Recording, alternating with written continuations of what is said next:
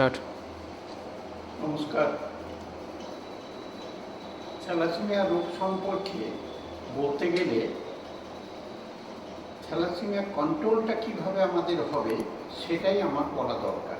যে থ্যালাসেমিয়া রোগটা আমাদের সমাজে যাতে প্রভাব বিস্তার করতে না পারে তার জন্য এই বিষয়টা আমাদের জানা দরকার।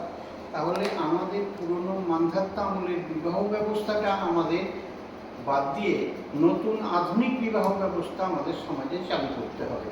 সেটা যদি চালু করতে আমরা পারি তাহলে রক্ত পরীক্ষা করে আমাদের বিবাহ ছেলে মেয়েদের দিতে হবে, যাতে করে একজন থ্যালাসেমিয়া রোগের বাহক, মানে বাহক বলতে আমরা এরকম বোঝাচ্ছি যে আমাদের শরীরে জিন সব এরকম জোড়া জোড়া আছে, তার একটা জিন যদি ডিফেক্ট থাকে তাকে ক্যারিয়ার বলা হচ্ছে, অন্যজন তার পার্টনার তারও যদি একটা জিন ডিফেক্ট থাকে তাহলে এরা দুজন ক্যারিয়ার হচ্ছে, হাজব্যান্ড ওয়াইফ।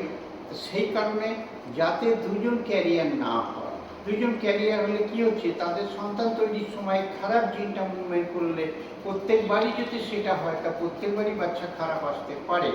কিন্তু যদি একটা ভালো জিন মুভমেন্ট করে তাহলে আর একটা খারাপ জিন, তাহলে বাচ্চাটা ক্যারিয়ার হতে পারে। যদি দুটো ভালো জিন মুভমেন্ট হয় তাহলে বাচ্চাটা ভালো হতে পারে। তাহলে ভালো না খারাপ সেটা জানার জন্য বিজ্ঞানসম্মত একটা ব্যবস্থা আমাদের দেশে, মানে সারা পৃথিবীতে চালু হয়েছে। সেটা হচ্ছে গর্ভস্থ শিশুর রক্ত পরীক্ষা। মাতৃগর্ভে সন্তান থাকাকালীন তার রক্তটা পরীক্ষা করে দেখে নেওয়া যে বাচ্চাটা কেমন আছে, থ্যালাসেমিয়া আছে না নেই। এই টেস্টিংটা হচ্ছে অ্যান্টিনেটাল টেস্টিং। এটা দিল্লিতে হয়, অল ইন্ডিয়া মেডিকেল সায়েন্স। এখানে খুব ভালোভাবে মানে জাজ করে তারপরে রিপোর্টটা আসে। তাহলে ওখানে মানুষ যদি করে নেয় তবে তাদের বাচ্চা থ্যালাসেমিয়া রোগে আক্রান্ত হচ্ছে না এটা সে জানতে পারে। তাহলে একটা কথা হচ্ছে কি, বিফোর ম্যারেজ কাউন্সিলিং করতে হবে, বিয়ের আগেই রক্ত পরীক্ষা করে নাও, যাতে দুজন ক্যারিয়ার বিবাহ না হয়। একজন ক্যারিয়ার, একজন নর্মাল বিবাহ হলে তাদের বাচ্চা থ্যালাসেমিয়া হবে না। যদি দেখা যায় বিয়ের পরে আমরা টেস্ট করছি তাহলে দুজন ক্যারিয়ার পেয়ে গেলাম, তা সেই ক্ষেত্রে গর্ভস্থ শিশুর রক্ত পরীক্ষা করিয়ে নিতে হবে সময় মতো। এটা করতে গেলে দিল্লিতে খুব ভালো হয় এবং এখানে টেস্ট করে নিয়ে অল ইন্ডিয়া মেডিকেল সায়েন্স সরকারি একটা ব্যবস্থা আছে, ওখানে এটা করে নিলে তাহলে থ্যালাসেমিয়া রোগী পৃথিবীতে আসার সম্ভাবনাটা অনেক কমে যাবে।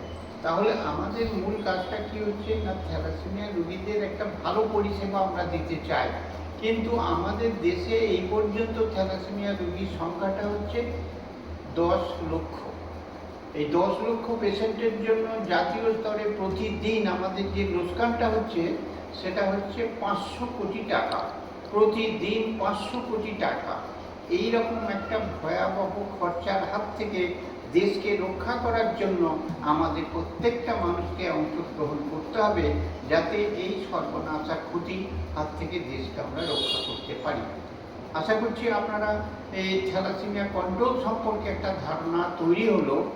এটা যদি আপনারা নিজের নজরে আনতে পারেন, পরিবারের সমস্ত ছেলে মেয়ে তাদের রক্ত পরীক্ষা করে নেওয়া, তাহলে এখানে আমরা কি করছি না, রক্ত পরীক্ষা লটেও করছি, কোথাও একাও করছি।